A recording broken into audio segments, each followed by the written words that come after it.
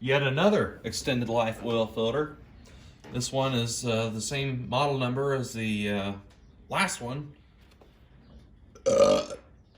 Pardon my Italian there. Engineered to last 10,000 miles. This is actually the 9688, as you can see. They're comparing it to the Fram Tough Guard, which is the middle of the road filter. That's the if you're looking at the casement, it's not orange and it's not the bronze. It's the silver. It's the silver one. Who uses Fram Tough Guards anyway? You either buy the cheap ones, which I've already showed you are shit, absolute junk for the money, or you get one of those ultra synthetic ones, which I'm gonna cut one apart eventually here. So there's the compare to numbers right there, in case you need it. Let's take a look.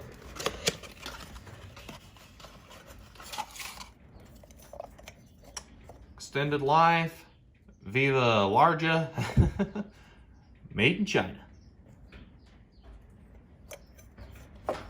All right, so here's our base plate.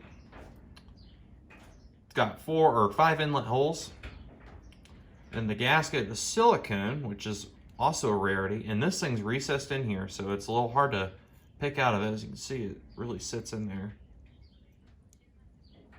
Reasonably thick for what it is. This goes on a Hyundai and a Kia. That's what this oil filter is for. So this would go on my car if I chose to use it. So there's that. There's the back. Not really any sharp edges or anything, so that's good. No burrs. It's really heavy. That one's especially heavy. Here's another one of these brightly colored anti-drainback valves. The only writing I can find on it is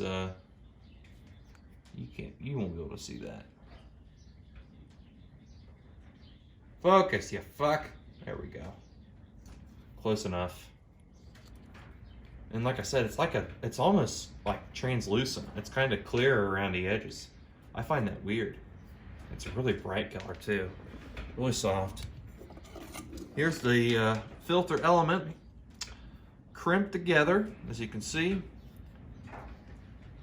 Well, that's got some bigger gaps right there. That kind of concerns me because that's nowhere near where it's crimped. So that probably could have been brought in a little bit better. But up in here, there's a shit ton of plates. And it's the synthetic blend type stuff. So it's not the cheap stuff. It's galvanized. Notice how shiny it is. It's like dipped in hot zinc or something. Metal center tube, as you can see. I turned on my different lights, that way I wouldn't have to get out mine. And there's that valve in there. All right, there's the bottom. Let's go ahead and test that valve. Oh yeah, that thing moves really freely. Once you get some oil in there too, that'll really... So you won't have to worry about starving the engine of oil in an emergency situation with this here. That's really good. Yeah, that's good. So there's that. And lastly, we just have the spring that holds it all together. Wowee. This one's painted like a silver. It's not black. It's like a silver color, but it's coated in something because see how shiny it is?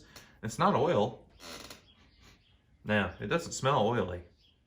So this might be like have some sort of clear coating or something on it. Who knows?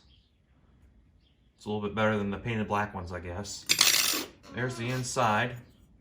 Yeah. Let's go ahead and do a case thickness test here.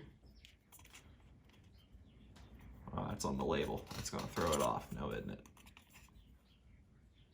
That ain't right. There we go.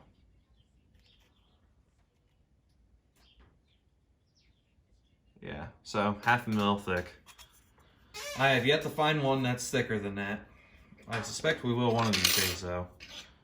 And that just all sits in there like this.